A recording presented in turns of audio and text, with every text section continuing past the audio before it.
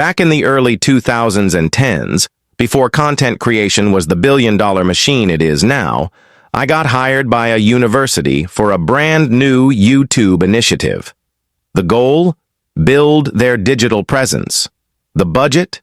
Pathetically tight. My salary was $2,200, not per week, not bi-weekly, per month. But I was young, eager, and excited to prove myself. On day 2, my manager dropped the bomb. 85 videos, 3 to 10 minutes each, in 52 weeks, alone. That meant I had to write the scripts, cast people, direct, film, edit, mix audio, even compose the music. They didn't even have functioning gear.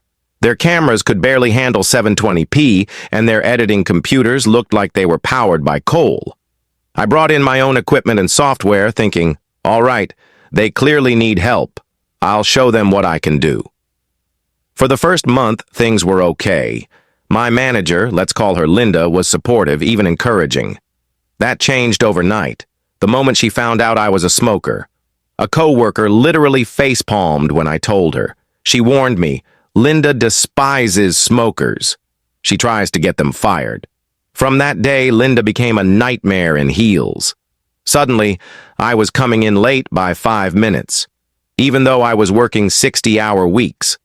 She complained that I smelled like cigarettes after breaks, though I always washed up.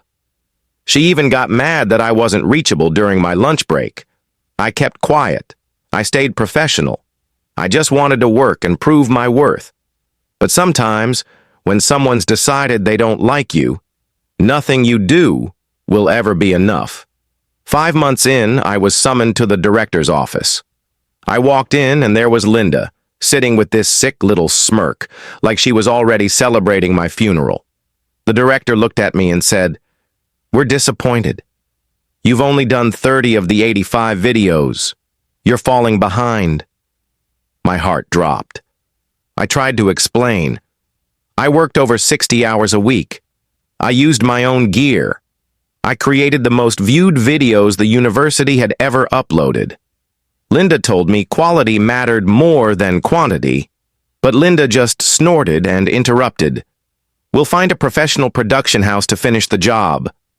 The director nodded and said, "You don't have to worry anymore. Linda will get the job done." That was the moment I knew. If they wanted professional, I'd give them exactly what they asked for. One of my duties had been to manage a database of production houses the university could contact for large projects. Guess what? Linda had no industry contacts. They'd have to rely on my list, so I edited it. I corrupted every entry. Wrong phone numbers, invalid emails, except one. A small but rising production company, where my friend worked as a junior director. I called him. I told him, "I'm about to send a golden goose your way. You help me, and I'll help you land this deal." He looped in his general manager. I explained the scope. 50-plus videos, tight deadlines, big exposure, fat budget. We signed a finder's fee agreement, 15% of the total contract. Then, I gave them the playbook, exactly what to say in their pitch. The university voice.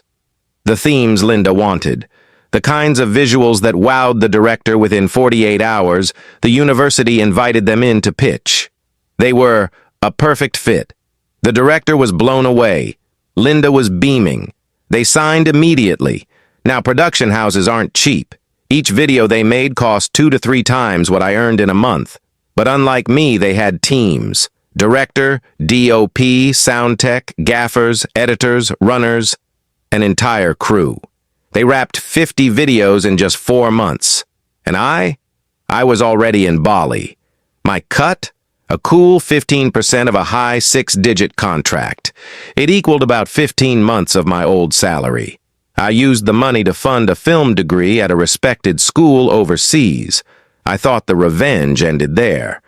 Until I got a call from the same colleague who warned me about Linda. She was laughing. Turns out Linda had been fired.